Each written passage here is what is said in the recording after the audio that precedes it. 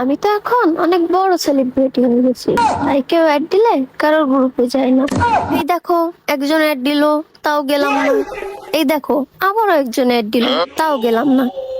আবারও একজন, আরে এটা তো দেখতেছি ছেলে, এর গ্রুপে তো যেতেই হবে।